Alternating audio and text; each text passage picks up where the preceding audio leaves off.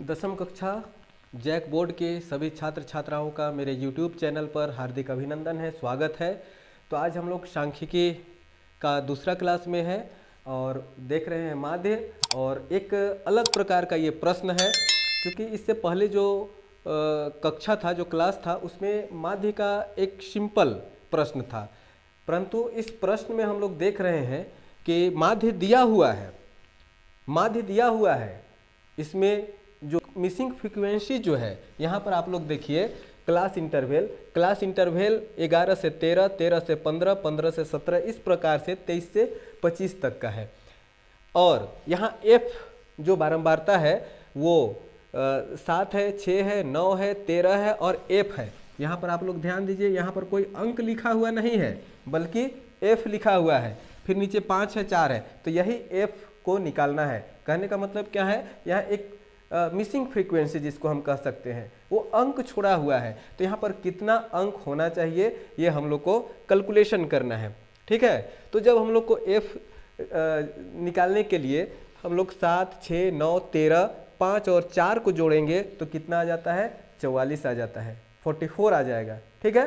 चूंकि ये अंक में है और ये अंग्रेजी का लेटर का एफ हम माने हैं, इसको एक्स भी हम मान सकते हैं, लेकिन एफ निकालना है इसलिए एफ ही मैं माना हूँ।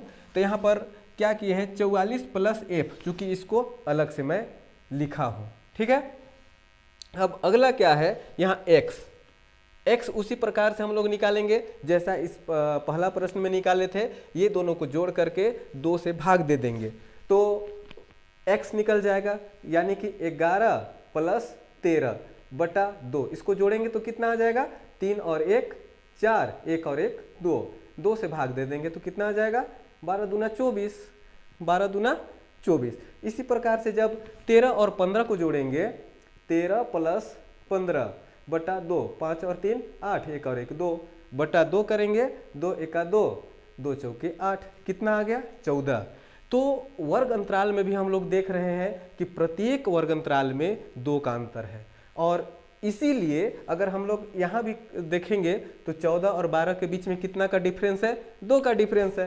तो हम लोग क्या करेंगे, सभी में 2 2 बढ़ाते जाएंगे। यहाँ हम लोग देख भी सकते हैं 12 12 के बाद 14 आया, 16 18 20 22 24, यानी कि वर्ग अंतराल में जितना का अंतर रहता है उतना वर्ग चिन्ह यानी कि एक्स में भी उतना ही का अंतर होता है, ठीक है। तो इस प्रकार से x निकल गया, f तो पहले से दिया हुआ है ही। अब fx निकालेंगे, तो fx जब निकालेंगे तो सभी को मल्टीप्लाई करेंगे, f और x को। तो यहाँ इसके साथ यानी कहने का मतलब क्या है कि सबको मल्टीप्लाई करेंगे तो यहाँ जो भी कैलकुलेशन आएगा वो यहाँ हम लोग लिख देंगे। एक चीज़ यहाँ ध्यान देने की आवश्यकता है, क्योंकि यहाँ f है और यहाँ 20 इसको कैलकुलेशन करेंगे तो कितना आ जाएगा, 20f, ठीक है। तो सभी को गुना करके यहाँ पर fx निकाल दिए। अब इसको जोड़ेंगे और जोड़ करके क्या करेंगे, चूंकि माध्य का सूत्र ही होता है, यहाँ पर आप लोग देख सकते हैं लिखा हुआ है सिग्मा एफ आई एक्स आई बटा एफ। इससे पहले प्रश्न में मैं आई का कोई जिक्र नहीं किया था, सिर्फ एफ एक्स बटा एफ, तो वो भी सही है, ठीक है, वो गलत नहीं है। जब कॉलेज में हम लोग जाते हैं पढ़ते हैं तो वही सिंपल सूत्र रहता है, एफ एक्स बटा एफ। 10th क्लास में एफ आई एक्स आई बटा एफ आई है, ठीक है, तो ये कोई बड़ी बात नहीं है।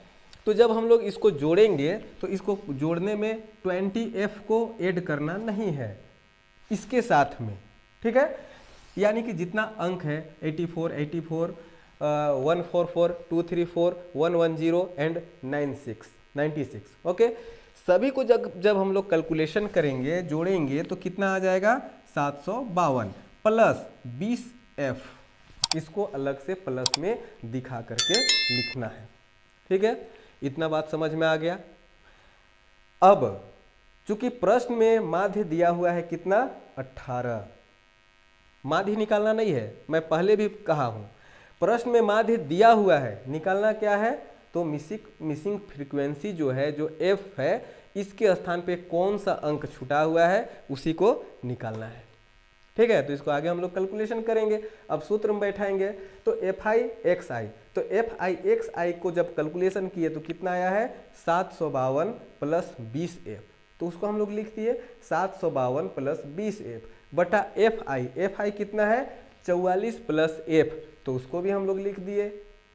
ठीक है, क्योंकि यहाँ मैं अभी लिखने में मिस्टेक हुआ है, एफ प्लस 44, तो कोई दिक्कत नहीं है, उसको आप 44 प्लस एफ भी लिखिए या तो फिर एफ प्लस 44, एक ही बात है, कैलकुलेशन करने में कोई दिक्कत नहीं है उससे।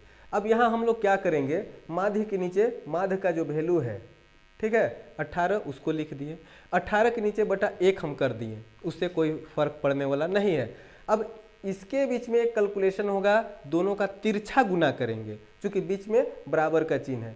तो यहाँ हम लोग आप लोग देख सकते हैं 752 प्लस 20 इसको 1 के साथ मल्टीप्लाई कर देंगे दोनों को, तो वही आ जाएगा 752 प्लस 20 बराबर, इसको अगर 18 के साथ हम लोग गुना कर देंगे तो क्या आ जाएगा 18 प्लस 18 और 44 को गुना करेंगे तो क्या आ जाएगा 792 आ जाएगा। ठीक है, बहुत आसान है। यहीं पर थोड़ा सा कैलकुलेशन इसमें बढ़ता है, और ये प्रश्न जो है कई बार परीक्षा में आ भी चुका है, बोर्ड की परीक्षा में। अब इसको आगे हम लोग देखते हैं, कैलकुलेशन करते हैं। एक प्रकार का जो है, ठीक है, उसको एक तरफ लिखेंगे, एक प्रकार का है दूसरी प्रकार का है, उसको एक तरफ लिखेंगे। यहाँ पर देखते हैं 20 है और इधर 18 है, इधर 752 है, इधर 792 है।